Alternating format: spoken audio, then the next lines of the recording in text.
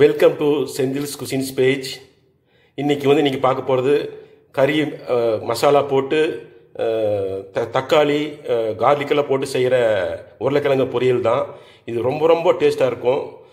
Traditional எல்லாம் பண்ணுறதுக்கு விட நான் கொஞ்சம் வித்தியாசமாக பண்ணி ட்ரை பண்ணிக்கிறேன்.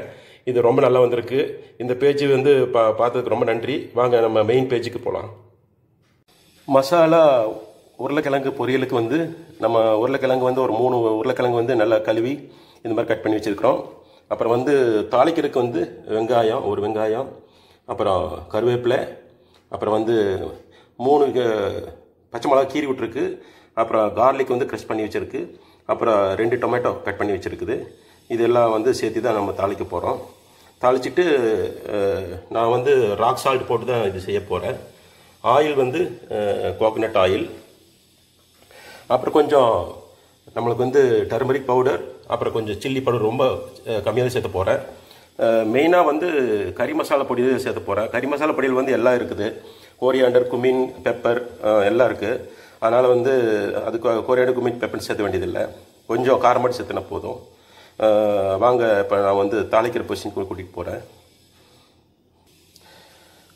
இன்னொரு பாயிண்ட்டை நான் மறந்துட்டேன். கடைசியில் நம்ம துருவன தேங்காயும் அப்புறம் கொஞ்சம் கொத்தமல்லி தலையும் சேர்த்து தான் இது பண்ண போகிறோம்.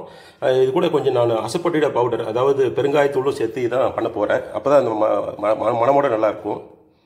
வாங்க நம்ம இப்போ மெயின் பேஜுக்கு போகலாம். இப்போ பாத்திரத்தில் 2 ஸ்பூனு தேங்காய் எண்ணெய் ஊற்றி இருக்குது. இப்போ அது கூட கொஞ்சம் கடுகு சேர்த்துக்கிறேன். கடுகு பொரிஞ்சோடனே நம்ம கொஞ்சம் முழு சீரகத்தையும் சேர்த்து போகிறோம். இப்போ கடுகு பொரிஞ்சிருச்சு. இப்போ சீரகம் சேர்த்துறோம். சீரகம் பொரிஞ்சோடனே நம்ம கார்லிக் சேர்த்துறோம்.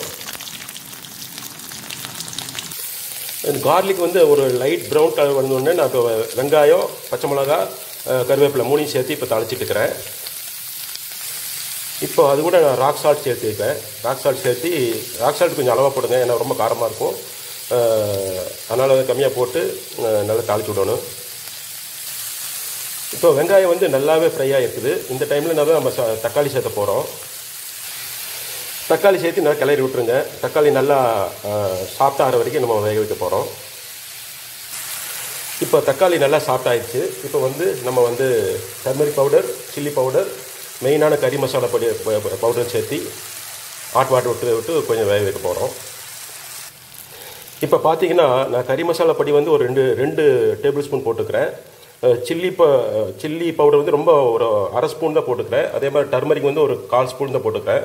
இது நல்லா கலரி விட்டு ஹாட் வாட்டர் விட்டு நம்ம கொஞ்சம் நேரம் வேக வைக்க போகிறோம். இப்போ ஹாட் வாட்டர் கொஞ்சம் விட்டு உடனே கொதி வர ஆரம்பிச்சிச்சு. இப்போ நம்ம உருளைக்கிழங்கு சேர்த்திடலாம். இப்போ உருளைக்கிழங்கு சேர்த்து நல்லா கிளறி விட்டாச்சு. ஒரு 1.5 டோட்டலாகவே 1.5 கப்பு தான், பெரிய கப்பில் தண்ணி ஊற்றிக்கிறேன். ஏன்னா உருளைக்கிழங்கு நல்லா வேகணுமில்ல, நல்லா இதாக வேகிறதுக்காக, சாஃப்டாக வேகிறதுக்காக 1.5 கப்பு தண்ணி ஊற்றி இருக்குது. இதை இப்போ மூடி வச்சிடணும். நம்ம மூடி வச்சுட்டு நீங்கள் ஒரு 10 நிமிஷம் வேக வைங்க. நல்லா ஹை ஃப்ளேமில் வேக வைங்க. தண்ணியெல்லாம் சுண்டிடும். அதுக்கப்புறம் நம்ம தேங்காய், கொத்தமல்லி தழை, அசப்பொட்டிடா இதில் சேர்த்திக்கலாம். இடையில நீங்கள் கிளறி விட்டுருக்கணும். அந்த 10 நிமிஷத்தில் ஒரு 2-3 டைம் செக் பண்ணி பார்த்துட்டு கிளறி விட்டுருக்கணும். இப்போ ஒரு 50% வெந்திருக்கு. இன்னொரு 50% இருக்குது. தண்ணியெல்லாம் சுண்டும்போது வெந்துடும். இப்போ பார்த்தீங்கன்னா உருளைக்கிழங்கு ஓரளவுக்கு நல்லா வெந்துருச்சு. ஒரு 90% வெந்துருச்சு. இப்போ நம்ம கொத்தமல்லி தழை, தேங்காய் போட்டு இது மிக்ஸ் பண்ண போகிறோம். இப்போ துருவன தேங்காய், கொத்தமல்லி, பெருங்காயத்தூள் எல்லாம் சேர்த்தியாச்சு. இதை கிளறி விட்டு நம்ம ஸ்டவ் ஆஃப் பண்ணிடலாம்.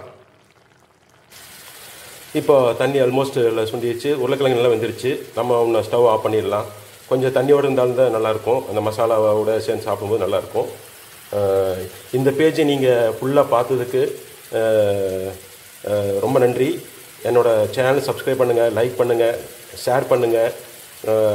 ஹெல்த்தியான ஃபுட்டு சாப்பிட்டு எல்லாம் சந்தோஷமாக இருங்க. Thank you for watching my channel and supporting me. God bless you all.